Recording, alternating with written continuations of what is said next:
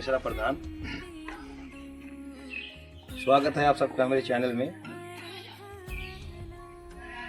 सबसे पहले तो आप लोगों के बसंत पंचमी की हार्दिक शुभकामनाएं एवं बहुत बहुत बधाई। बसंत पंचमी माघ महीना शुक्ल पक्ष पंचमी तिथि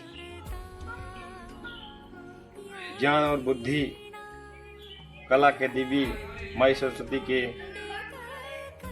जन्म उत्सव के रूप में मनाया जाता है। यह दिन बसंत ऋतु का आगमन होता है,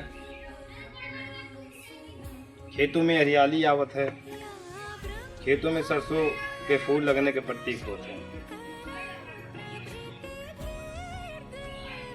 आज के दिन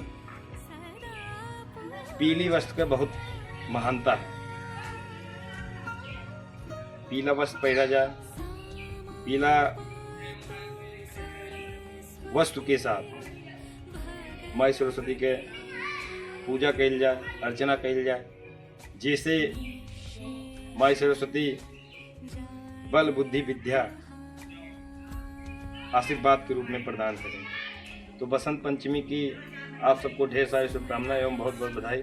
जय माई सरस्वती की बहुत बहुत धन्यवाद।